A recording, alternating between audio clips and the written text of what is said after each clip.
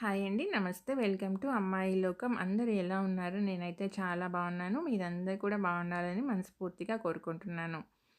ఇవాళ మన రెసిపీ వచ్చేసి టిఫిన్ పిండి ఏమీ లేనప్పుడు సమయానికి ఇంట్లో అప్పటికప్పుడు చేసుకునే ఒక బ్రేక్‌ఫాస్ట్ లేదంటే డిన్నర్ రెసిపీ అండి. చాలా బాగుంటుంది. స్కిప్ చేయకుండా చూడండి. ఒక మిక్సింగ్ బౌల్‌లో వచ్చి ఒక కప్పు ఆటా తీసుకున్నామనమాట. దీంట్లో అరకప్పు థిక్‌గా ఉండే మజ్జిగ వేసుకుందామండి. ఇది వచ్చేసి ఒక రోజు, 2 రోజులున్న పెరుగు మజ్జిగ చేసుకున్నాననమాట. పాత కొంచెం పులిసిన పెరుగైతేనే బావుంటుంది దీనికి. దీంట్లో ఒక అరకప్పు దాకా నీళ్ళైతే పడతాయండి. చెక్ చేసుకుంటా కొంచెం కొంచెంగా నీళ్ళు యాడ్ చేసుకొని కలుపుకుందాము. పిండి ఒకేసారి పోసుకోకుండాను. పిండొచ్చేసి మనకి కొంచెం థిక్‌గానే ఉండాలండి. మరీ జోరు జోరుగా కాకుండా. అందుకని చెక్ చేసుకుంటా నీళ్ళు యాడ్ చేసుకుందాము. ఇలా విస్కర్ పెట్టి కలుపుకున్నామంటే మనకి ఉండలేమి లేకుండా చక్కగా వచ్చేస్తుందండి పిండి. చూడండి ఇలా ఉండాలనమాట క్రీమీ టెక్స్చర్‌లో. ఇప్పుడు దీంట్లో వచ్చి ఒక టేబుల్ స్పూన్ వచ్చి బొంబాయి రవ్వ వేసుకుందాము. దీన్ని మంచిగా మిక్స్ చేసుకున్న తర్వాత మూత పెట్టేసి 10 నిమిషాల సేపు నానబెట్టుకుందామండి.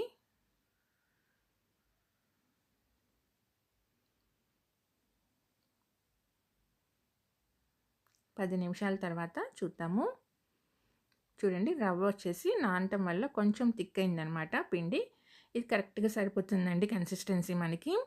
ఇప్పుడు దీంట్లో వచ్చేసి ఒక పెద్ద ఉల్లిపాయ, ఒక పచ్చిమిర్చి సన్నగా తరిగి పెట్టుకున్నాము. దాన్ని వేసుకుందాము. తర్వాత 2 టేబుల్ స్పూన్లు క్యారెట్ తరిగి పెట్టుకున్నామండి. దాన్ని కూడా వేసుకుందాము. మీరు కావాలంటే తురిమిన క్యారెట్ అయినా కూడా వేసుకోవచ్చండి. రుచికి సరిపడినంత ఉప్పు,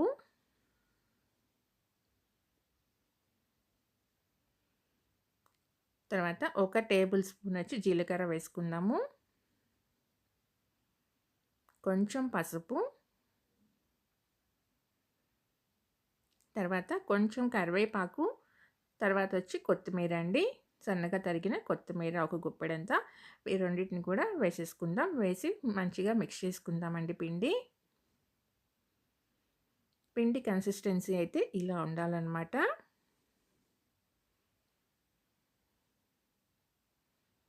ఇప్పుడు దీనిలో తాలింపు వేసుకుందామండి. ఒక 2 టేబుల్ స్పూన్లు ఆయిల్‌లో ఒక అర టేబుల్ స్పూన్ ఆవాలు, పావు టేబుల్ స్పూన్ జీలకర్ర, ఒక టేబుల్ స్పూన్ మినపప్పు, కొంచెం ఇంగువ వేసి తాలింపు వేసుకొని తెచ్చుకున్నామండి. దాన్ని దీంట్లో కలిపేసుకుందాము.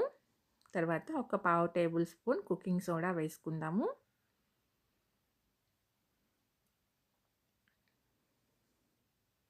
అంతేనండి. మంచిగా కలిపేసుకున్నాక మన పిండి అయితే రెడీ అయిపోయింది. ఇప్పుడు మనకి తాలింపు వేసుకునే కడాయి ఉంటుంది కదా! కొంచెం లోతుగా ఉండేది. దాంట్లో 2 టేబుల్ స్పూన్లు ఆయిల్ వేసుకుందాము.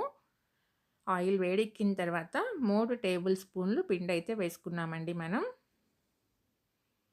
అప్పుడే మనకి బన్ దోస కరెక్ట్‌గా వస్తుందనమాట. మరీ తక్కువ పిండి వేసుకున్నారంటే మనకి బన్ దోస అనేది ఆ లావుగా రాదనమాట బన్‌లాగా. దీన్నొచ్చేసి మనం లో టు మీడియం ఫ్లేమ్‌లో పెట్టి కుక్ చేసుకున్నామంటే కరెక్ట్‌గా 1-2 మినిట్స్‌లో మనకి ఒక పక్క రెడీ అయిపోతుందండి.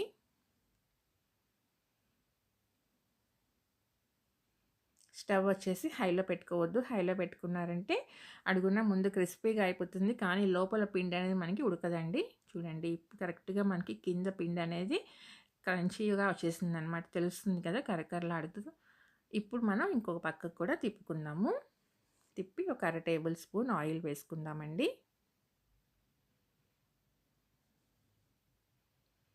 చూడండి 2 పక్కల మంచిగా ఫ్రై అయిపోయిందనమాట.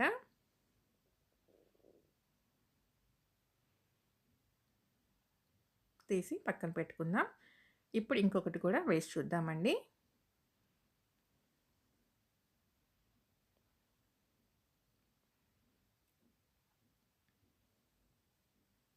స్టవ్ వచ్చేసి లో టు మీడియం ఫ్లేమ్‌లోనే ఉండాలండి. ఒక పక్క ఫ్రై అయిపోయిన తర్వాత ఇంకో పక్క కూడా మార్చుకుందాము.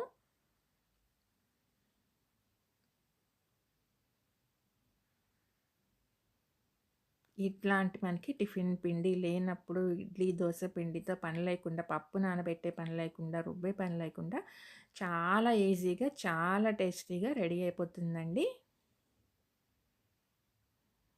చూసారు కదా ఎంత చక్కగా 2 పక్కల మంచిగా కుక్ అయిందో. అంతేనండి, తీసి సర్వ్ చేసుకున్నాము.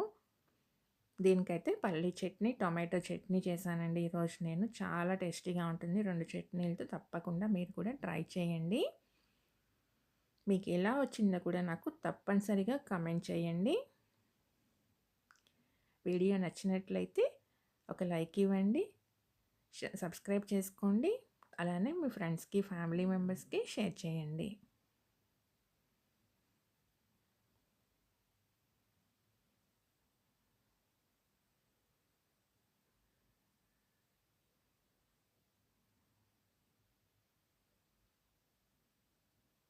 ఈరోజు రెసిపీ అయితే ఇంతేనండి. రేపు ఇంకో కొత్త రెసిపీతో మీ ముందుకు వచ్చేస్తాను. చూడండి, ఒకటి ఓపెన్ చేసి చూపెడతాను ఎంత చక్కగా కుక్ అయిందో లోపలంతాను. మనం రవ్వ వేసుకోవటం వల్ల ఆ లోపల అనేది మనకి మెత్తగా ముద్దగా లేకుండా చక్కగా వస్తుందనమాట. తప్పకుండా మీరు ట్రై చేయండి. Thank you for watching.